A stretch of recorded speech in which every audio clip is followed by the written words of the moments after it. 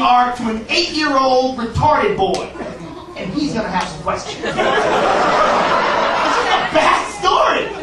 Even if you're really good at telling stories.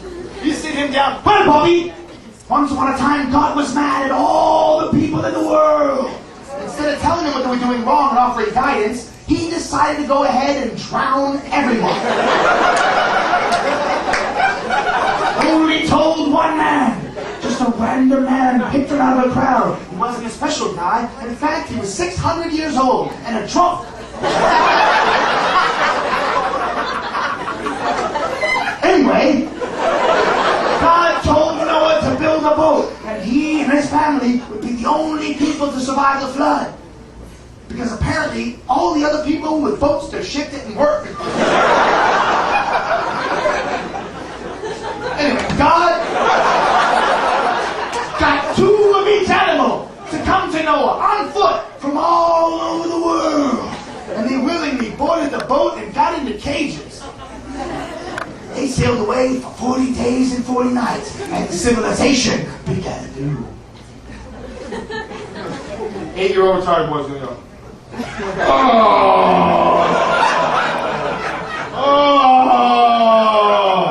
Oh, there's a lot of holes in that story. Oh, wait a minute. Holy shit. Let me sit down for this one. First of all, how big is this boat we're talking about here? There's millions of animals and all on one boat. One guy built this boat. How long does that take? When did he get all the wood? 600 years seems a little old for a fella to be taking on a project of this magnitude. The animals come on foot. The world is 24,000 miles long and 3/4 is covered with water.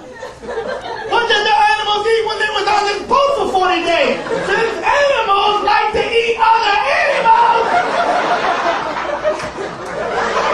I'm not that retarded!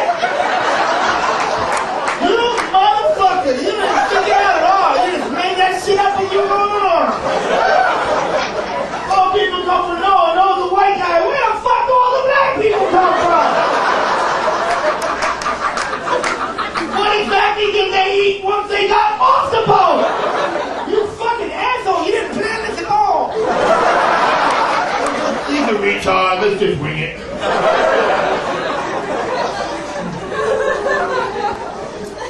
No, I'm just kidding, it's all real.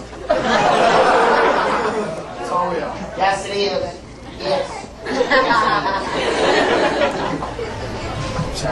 You don't want to see. What's that? You don't want to see pictures of a fucking ark video. He's working on the archaeologist team that fucking digging up. Oh, please bring that guy in here. Yes, are you kidding me? This is wonderful. You're not going to believe this. Michael Hughes with White Archaeology. I'm not going to say we actually found the ark, but I can tell you what we found.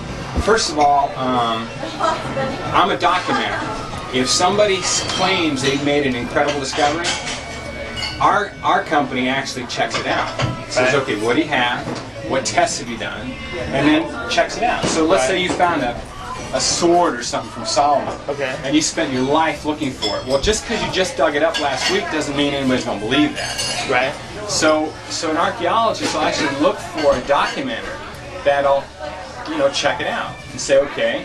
And we actually fund expeditions to back up what somebody claims. I'm going to tell you, the shots I'll show you will kind of blow your mind. But our job's not to say what it is. Right. Our job's just confirm what they found. So I think you. So you really believe? I'm confused though. Do you really believe that it's Noah's Ark? All right. Well, let me tell you. Let me tell you what about. Okay. First of all, they did find a boat-shaped object in the mountains of Ararat that's 515 feet long. That should be enough for all the animals. About 515 feet? Yeah. For about 100 million species? That seems about right. Well, I don't know. Okay, it's about 515 As long as they keep the hippos off. Yeah. Can you even get 2 hippos on a 500 foot boat? Anyway, if you saw the shots, how many, just the things that were found, it's a cool thing. At the very least, you might be able to use some more material. Isn't it possible that maybe it's just a boat? Yeah, it could be. Well, why would anybody assume that boat would make there would be any connection in history to a crazy story about a dude who got all the animals to come on his boat because God talked to him, told him it was going to rain, and he was going to drown everybody because everybody wasn't paying attention. Just think about all that stuff. I think it makes sense. How could that be Noah's Ark? It's just wood. No. You don't actually have wood there anymore. Well, whatever it is, is, even if it's a boat, even if it was a solid boat, it's still just a boat. Here's the thing. Unless you found like camel shit right next to rhino shit. Well, actually, we do have samples of that. You have camel shit? We've actually taken core samples Yeah. and found different species of animals of remains. We've got 12 anchors. We've got 12 anchors again should be about enough for hundreds of millions of species of animals. There was probably more than that, but about 12 anchors. what do you do when you find this on a 6,000-foot peak in the hills? But at the very least, I could just show you what they found. Well, without a doubt, this Earth has over the last thousands and thousands of years has gone through some pretty huge cataclysmic events. Oh, yeah. I mean, they know for a fact that at one point in time, where Montana is right now, that's where all the megalodons were. They find megalodon fossils, that gigantic shark, those huge teeth. They find them in the mountains of Montana. And that's 600 million years ago. So they know that no matter what, there's some crazy shit has happened to this planet, without a doubt. So it's very conceivable that at one point in time there was a huge flood in that region, and that's why there's a boat stuck up there. It's very possible. It is pretty possible, but I can confirm we do have something that matches dead nuts to what the story is. We also know there's over 200 cultures have the same story.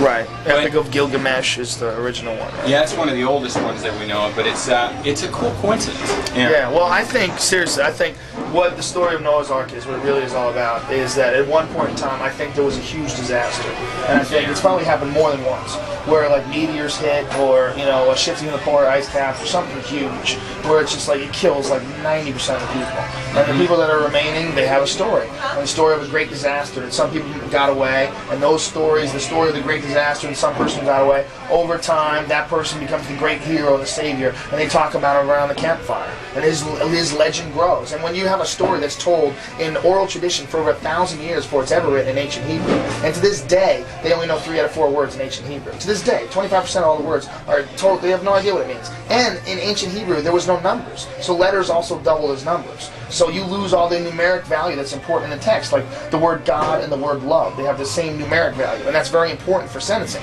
Now, when that was translated into Latin, it was translated into Greek, they lost all of that shit. And that's all these stories. The story, thousands of years of people bullshitting around a campfire, to the original text being indecipherable, to what they have today. How could anybody think that's real? You would have to be fucking crazy to think that that really happened. That God talked to one guy and got all the animals from all over the world and put them on a boat. That makes zero sense. When you know people are liars, you know people are weak. Even most religious people are completely full of shit. And if after all that, you think that that story's real, that's insane. When you actually see the evidence about